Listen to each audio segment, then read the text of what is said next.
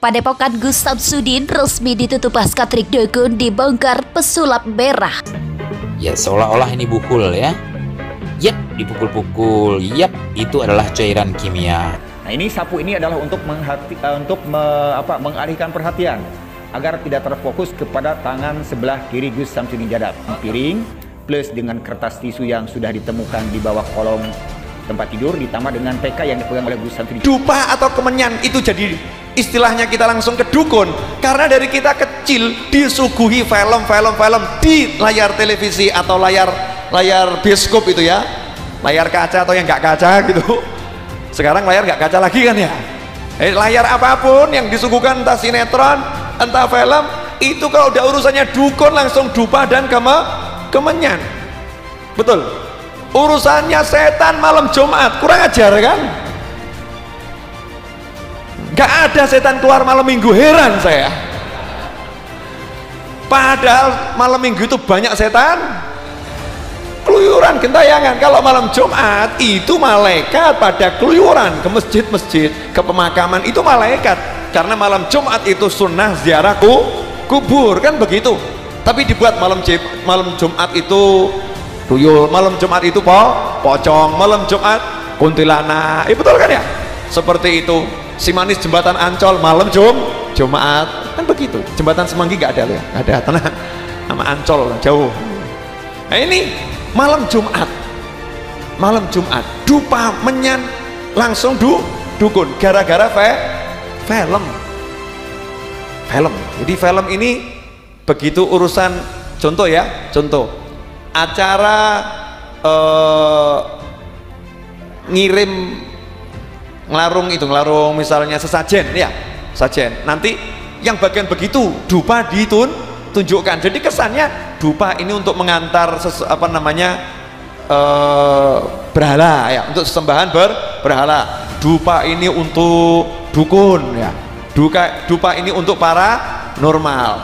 Padahal ya, dupa itu sunnahnya Nabi Muhammad SAW dan kebiasaan orang-orang waras sejak zaman dahulu sampai sekarang. Artinya para raja, para bangsawan, orang-orang pinter itu semua pakai dupa dan kemenyan. Makanya Indonesia ini eksportir gaharu dari zaman dahulu kala, dari zaman kerajaan Sriwijaya. Sriwijaya loh, ekspor yang namanya kayu gaharu lewat jalur sutra. Tahu jalur sutra? Nggak ngerti? Cari di Google, jangan nanya sama saya. Lewat jalur sutra. Nih, langsung dibakar ya. Sini. Menyannya bahas ini, menyan. Ini tadi ini, coba lihat. Ini. Iya bahas ini. Ya, kasih. Saya mau jadi dukun sebentar. Tenang, Pak Edi. Iya. Masa ada dukun wadahnya seperti ini? Ya. Ini tempatnya namanya Bibkhoroh. Yang dibakar namanya bukhur kalau dalam bahasa Arab.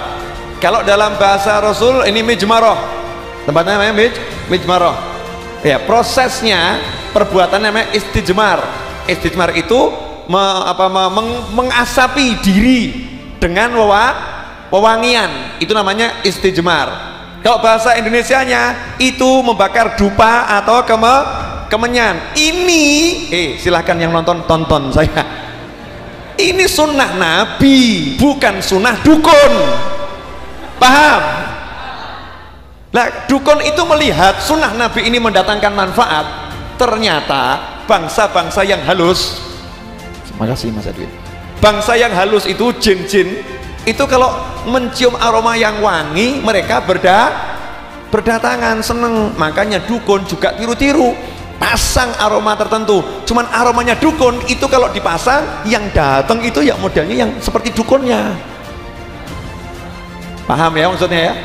Kalau yang ini wangi lain, ini namanya dupa atau menyan yang di majelis-majelis, di maulid, di solawat, di temanten. Kemudian orang meninggal dunia disuruh ngukupi, ada semua nanti dalilnya tuh. Itu semua ajaran Rasulullah SAW. Jangan disamakan dengan praktek-praktek perdukunan. Kan seperti itu prolog. Kemudian saya tunjukkan bukti buat yang ngomong itu musrak musrik.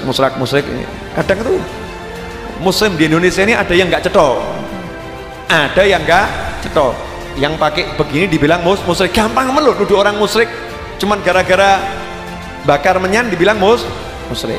Kalau jenengan lihat orang bakar menyan dibilang musyrik, berarti para petugas di Masjidil Haram, para petugas di Masjid Nabawi dan imam Masjidil Haram itu ahli berbuat syirik.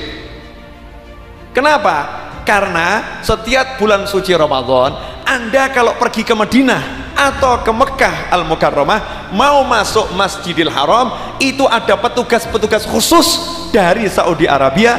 Petugas itu berdiri di pintu-pintu masuk Masjidil Haram, kemudian menyuguhkan menyan, jenengan disuruh ngukupi diri jenengan ben wangi.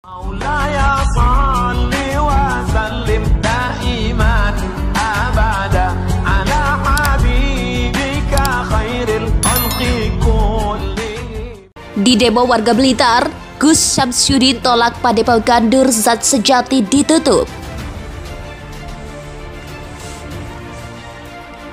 Gus Syamsuddin, pemilik Padepokan Pengobatan Spiritual Nur Zat Sejati di Kabupaten Blitar, menolak penuntutan warga yang meminta padepokannya ditutup permanen. Hal itu diungkapkan Gus Syamsuddin di sela-sela mediasi di Polsek Lodoyo dengan Kepala Desa, Rejo Windagun, dan perwakilan desa yang sebelumnya melakukan aksi demo di depan Padepokan pada Minggu 31 Juli 2022.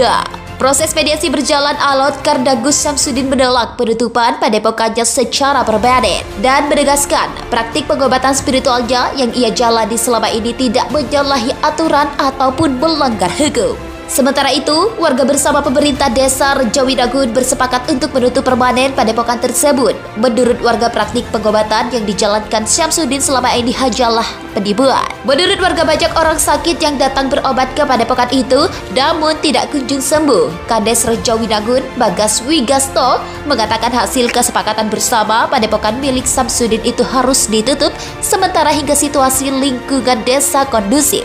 Aksi unjuk rasa puluhan warga menuntut penutupan Padepokan Pengobatan Supranatural Gus Syamsuddin di Blitar diwarnai kericuhan pada Minggu 31 Juli. Masa nyaris terlibat bentrok dengan para pengikut Syamsuddin. Warga juga terlibat saling dorong dengan polisi yang berjaga-jaga di pintu masuk Padepokan Desa Rejo Windagun, Kecamatan Kademangan. Aksi warga tersebut